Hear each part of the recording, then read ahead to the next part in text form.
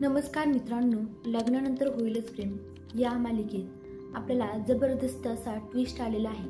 मित्रांनो, तुम्हाला तर माहितीच आहे, काव्या आणि नंदिनी या दोघींचं आयुष्य पणाला लागलेलं आहे। काव्या घर सोडून निघून गेली तर नंदिनी ही लवकर घर सोडून निघून जाणार आहे, कारण तुम्हाला माहितीच आहे।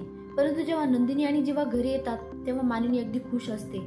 मानिनी प्रेमाने नंदिनीला विचारते कशी झाली ॲनिव्हर्सरी, तेव्हा नंदिनी ही खोटं सांगते। कारण मित्रांनो, तुम्हाला तर माहितीच आहे, जीवाने किती मोठा घोळ घालून ठेवलेला आहे आपल्याला। खरंच जसं तू ही रे माझा मित्र या मालिकेमध्ये आपण बघितलं की गोड बोलणारी माणसं ही वाईट असतात, तसंच गोड गोड बोलून जीवाला फसवलं, पण जीवाच्या लक्षात आलं नाही। जी नंदिनी जीवाला सांगत होती की जीवा तुम्ही विश्वास ठेवू नका, तुम्ही काळजीपूर्वक सगळ्या गोष्टी करा, पण जीवाने आनंदाच्या भरात असा निर्णय घेतला। माणसांनो, म्हणजे आनंदाच्या भरात घेतलेला निर्णय आणि रागाच्या भरात घेतलेला निर्णय खरंच खूप कधी कधी धक्कादायक असू शकतो, आपल्याला हे पाहायला मिळालं। तर मित्रांनो, आता ॲनिव्हर्सरी चांगली गेली असं म्हणत नंदिनी आणि मानिनी काकूंना सांगितलेलं आहे, परंतु मानिनी काकूंना तिच्या चेहऱ्यावर निराशा दिसत आहे आणि मानिनी काकू जीवाचं कौतुक करत आहेत, म्हणत आहेत की जीवा हा चांगला आहे, जीवाला माणसं जोडता येतात, जीवा कुणाचं मन दुखवत नाही, बरं झालं तुम्ही दोघं खूप लकी आहात।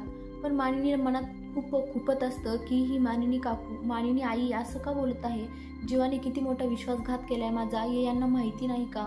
तर आता मित्रांनो, इकडे काव्याचं आणि नंदिनीचं दोघींचंही आयुष्य आता उद्ध्वस्त होऊन गेलेलं आहे आणि काव्याचं आयुष्य मानिनीमुळे तर म्हणजे जीवामुळे नंदिनीचं आयुष्य।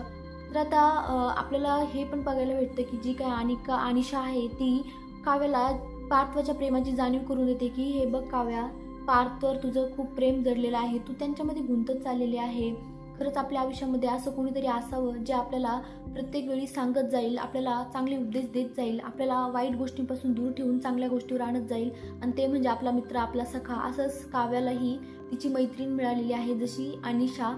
तर आपल्याला आता पार्थ इकडे खूप थकलेला दिसतोय आणि मानिनी त्याला विचारते की काय झालं, काव्या नाही सापडली का। तर तो बोलतो, आई सगळीकडे शोधलं पण काव्या कुठेच नाही येत, आणि बिचारा खूप त्रस्त झालेला दिसतोय, त्याच्या चेहऱ्यावरचे हावभाव, त्याचं दुःख स्पष्ट जाणून येतंय। मित्रांनो, खरंच पार्थला त्याची काव्या सापडेल का, आणि काव्या सापडली तर ती तिचं प्रेम व्यक्त करेल का, काय वाटतं कमेंटमध्ये नक्की सांगा।